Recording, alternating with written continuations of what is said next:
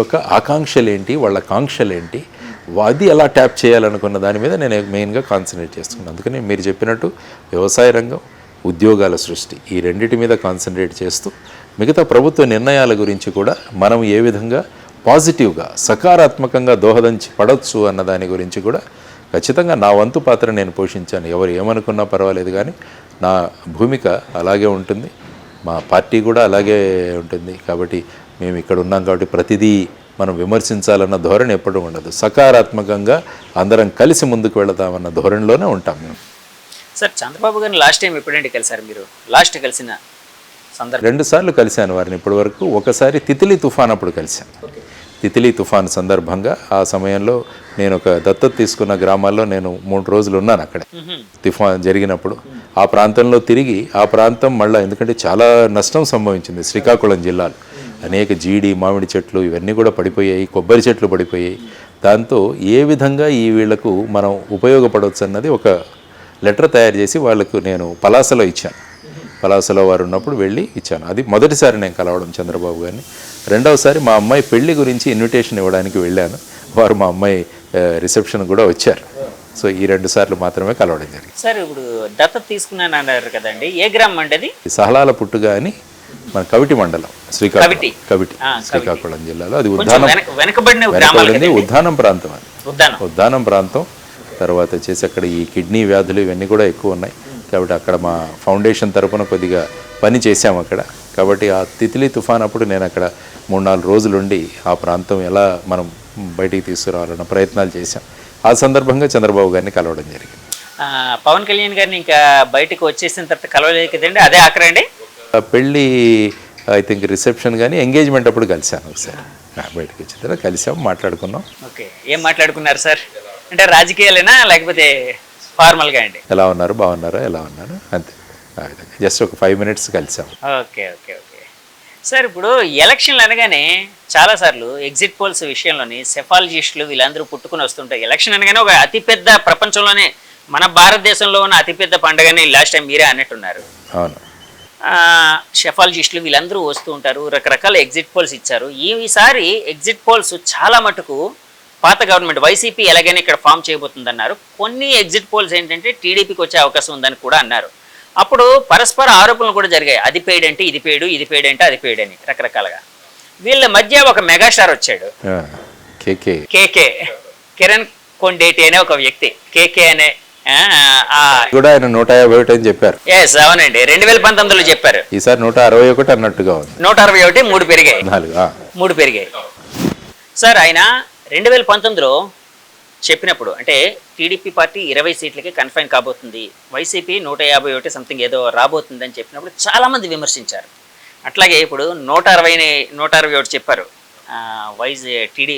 యాక్చువల్గా ఆయన చెప్పిన ఒక అద్భుతమైన విషయం ఏంటంటే అండి, జనసేన పార్టీ 21కి 21 గెలుచుకోబోతుంది, వైసీపీకి ప్రతిపక్ష హోదా రాదు. ఇవన్నీ ఆయన చెప్పినవండి, ఆ రోజు చెప్పారు. అలాగే కూటమి 161 సీట్లు గెలుచుకోబోతుంది అన్నారు. ఇప్పుడు ఒక 3 సీట్లు ఎక్స్ట్రా గెలుచుకుంది, 164. సో ఆ వ్యక్తి అంటే అవన్నీ మీరు చూసే ఉంటారు, మీరు కూడా గమనించే ఉంటారు.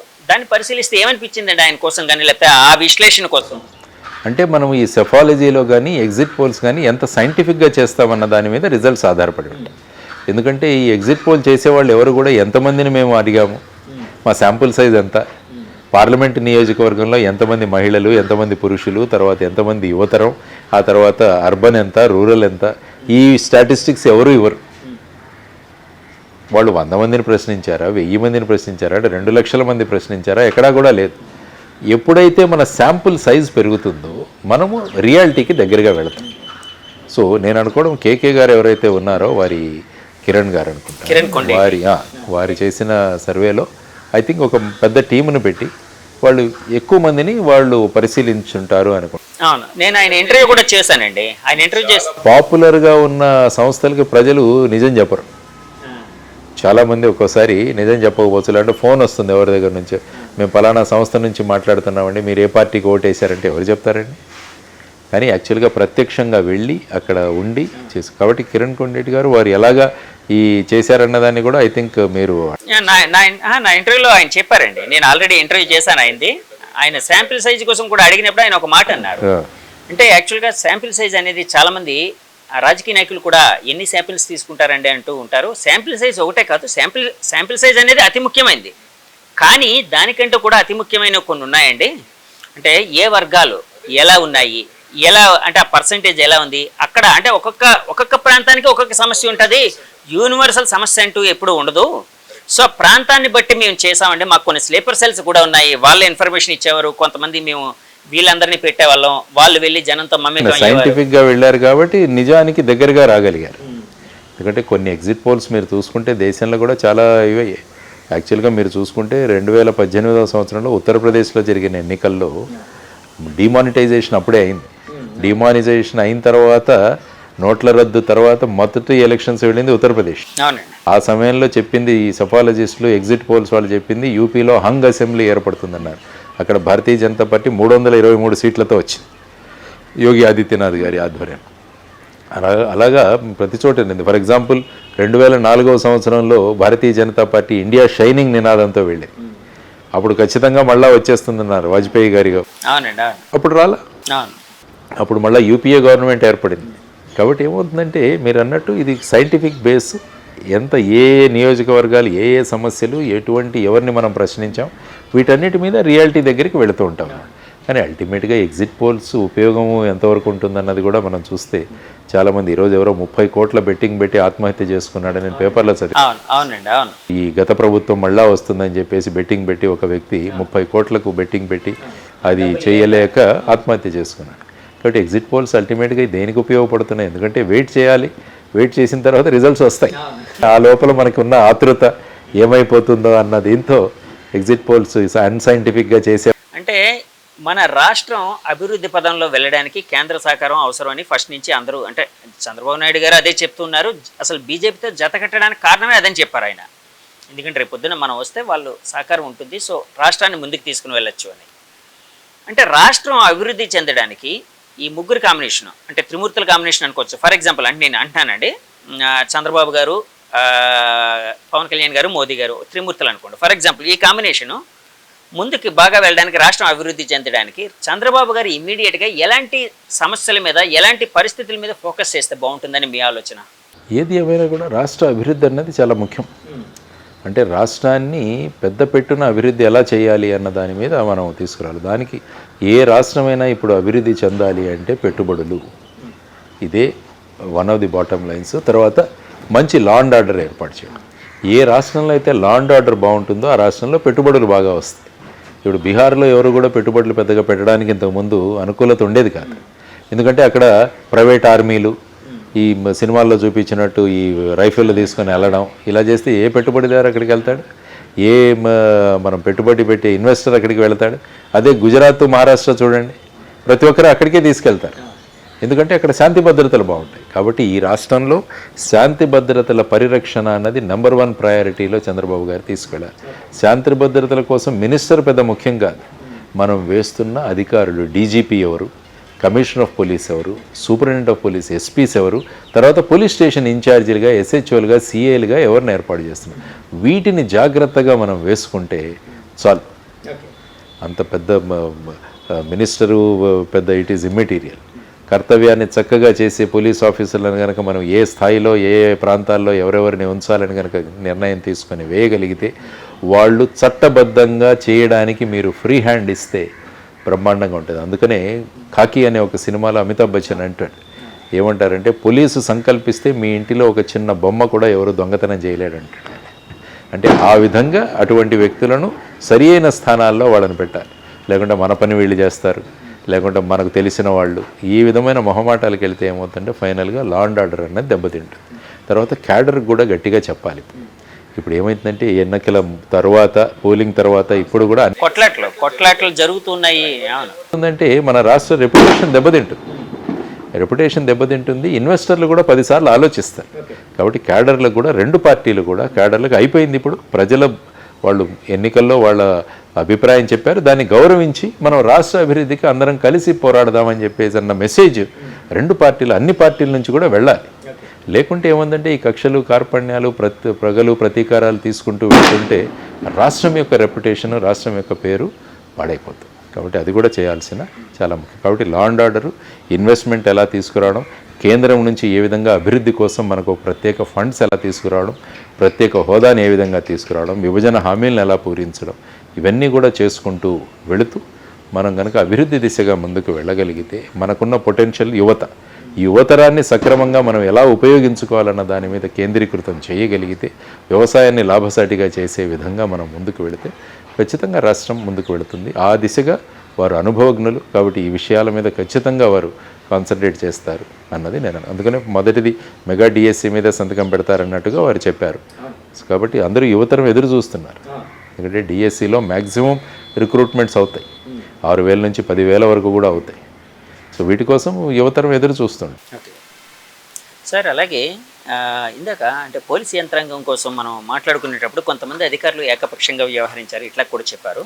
సో అలాంటి వాళ్ళని పక్కన పెడితే మిగతా పోలీస్ యంత్రాంగం ఈ ఎలక్షన్ సినేరియాలోని ఎట్లా చేసింది అని మీరు అనుకుంటున్నారు? ఎలాగా సర్వీస్ చేశారని అనుకుంటున్నారు? ఎలక్షన్స్ వచ్చేసరికి ఏమంటే ఎలక్షన్ కమిషన్ వాళ్ళ ప్రాధాన్యత ఉంటుంది. అందుకే అందరూ కూడా ఈ ఎలక్షన్ కమిషన్ మీద డెప్యుటేషన్లో ఉంటారు. అందుకనే మన రాష్ట్రంలో డీజీపీని కూడా మార్చి కొత్త డీజీపీని తీసుకొచ్చి పోలీస్ యంత్రాంగం ఎలా ఉంటుందంటే ఒక్కసారి ఓవర్ నైట్లో మారిపోతుంది. పైన బాస్ ఎలా ఉన్నాడని చూసి దాన్ని బట్టి సర్దుకుంటుంది. కాబట్టి అందుకనే చెప్పాను, మంచి వ్యక్తుల్ని తీసుకొచ్చి డ్యూటీని క్రమబద్ధంగా చేసే వాళ్ళని తీసుకొచ్చి ఆయా పొజిషన్లో పెడితే ఆటోమేటిక్గా డౌన్ ది లైన్ మెషినరీ తనంతకు తానే సర్దుకుంటుంది. కాబట్టి అది అందువల్ల ఎవరైనా కొంతమంది అధికారులు ఆ పార్టీ కొమ్ము కాచారు, ఈ పార్టీ కొమ్ము కాచారు అన్న వాళ్ళ మీద కూడా చర్యలు తీసుకోవడం జరిగింది. అనేక మంది ఎస్పీలను ట్రాన్స్ఫర్ చేయడం జరిగింది, సస్పెండ్ చేయడం జరిగింది. ఆ తర్వాత సిఐలు వీళ్ళని కూడా సస్పెండ్ చేయడం జరిగింది. ఇవన్నీ కూడా జరిగాయి. కాబట్టి ఎప్పుడూ కూడా ఈ అధికార వర్గం అంటే కార్యనిర్వాహక వర్గం ఎప్పుడూ కూడా చట్టం, న్యాయం, పద్ధతులు వీటిని అనుసరించి కనుక ముందుకు వెళితే రాష్ట్రం బ్రహ్మాండంగా ముందుకు వెళుతుంది. తర్వాత రాజకీయ పార్టీలు కూడా వాళ్ళ మీద అనవసరంగా ఏదైతే చట్టబద్ధం కాదో వాటి మీద ప్రెషర్ తీసుకురాకూడదు అన్నది కూడా వాళ్ళు గమనించారు. నేను అన్నది ఏంటంటే సార్, అంటే యాక్చువల్గా కొంతమంది అధికారులు ఈ బాసులు ఎవరైతే ఉన్నారో వాళ్ళని పక్కన పెడితే మిగతా యంత్రాంగం అంతా ఒక హీరోయిక్గా పనిచేస్తుందని భావించచ్చా సార్ ఎలక్షన్ సినారియోలో? ఏంటంటే ప్రతి ఒక్కరు కూడా బాగా పనిచేద్దామనే ఉంటారు. కానీ ఏంటంటే ఆ పరిస్థితులు, పైనుంచి ప్రెషర్స్, వీటి వల్ల ఏంటంటే మనసును చంపుకొని పనిచేసే వాళ్ళు కూడా చాలామంది ఉంటారు. కాబట్టి ఈ మనసును చంపుకొని ఎప్పుడూ పని చేయకుండా ఉండే విధానాన్ని మనం తీసుకురా. అంటే నేను ఎందుకు అడిగానంటే సార్, మన రాష్ట్రంలో కొన్ని చెదురుమదురు సంఘటనలు తప్ప మిగతా చాలా చోట్ల ప్రశాంతంగా జరిగింది, ఆల్మోస్ట్ కంప్లీట్గా ప్రశాంతంగా జరిగింది. కానీ ముఖ్యంగా వైలెన్స్ ఎప్పుడు జరిగిందంటే ఎన్నికలు అయిపోయిన తర్వాత మొదలైంది. ఎన్నికలు అయిపోయిన తర్వాత మొదలైంది, తర్వాత రిజల్ట్స్ వచ్చిన తర్వాత కూడా కొన్ని చోట్ల మనం చూస్తాం. దీన్ని ఎలా చూడాలంటారు సార్? ఎలక్షన్ ముందు యాక్చువల్గా కొట్లాడ అనేది ఉంటుంది, ఎలక్షన్ తర్వాత కొట్లాడుకోవడం అనే దాన్ని ఎలా చూడాలంటారు? అంటే ఏమవుతుందంటే ఒక రకంగా ఇప్పుడు మనకు స్వాతంత్రం వచ్చినట్టు చాలామంది ఫీల్ అయిపోయి ఈ విధంగా మనం అండర్ ప్రెషర్ ఉండిపోయాము. కాబట్టి ఇప్పుడు మనకు ఒక అవకాశం దొరికిందని కొంత లోకల్ లెవెల్లో కూడా ఆలోచించే తత్వం ఉంది. దానికి మొన్న ఐ థింక్ చంద్రబాబు నాయుడు కూడా అందరికీ చెప్పారు, ఎవరు కూడా చట్టాన్ని చేతుల్లోకి తీసుకోగలండి, శాంతి భద్రతలను ఏర్పాటు చేయండి. ఎందుకంటే అది ప్రభుత్వం రెగ్యులేషన్ మీద ఆధారపడి ఉంటుంది. రేపు ఏది చేసినా కూడా మళ్ళీ ప్రభుత్వమే దాంట్లో చర్యలు తీసుకోవాల్సి. కాబట్టి ఇలాంటి అవకాశాలు ఇవ్వద్దు. ఇదే నేను మొదటి నుంచి కూడా చెప్పాను. అన్ని పొలిటికల్ పార్టీల లీడర్స్ కూడా వాళ్ళ క్యాడర్కి, శ్రేణులకి చెప్పాలి, ప్రజల యొక్క అభిమతాన్ని మనం స్వీకరిద్దాం, ఎటువంటి విధంగా దుర్మార్గాలు చేయొద్దని చెప్పాల్సిన బాధ్యత వాళ్ళందరి మీద ఉంది. సార్, ఓటమి తర్వాత జేడీ లక్ష్మీనారాయణ గారు ఏ విధంగా మారబోతున్నారు, ఏ పాఠం నేర్చుకున్నారు? ఎలక్షన్ ఓటమి అంటున్నాను నేను, ఓటమి అంటే నా ఉద్దేశం ఎలక్షన్ ఓటమి.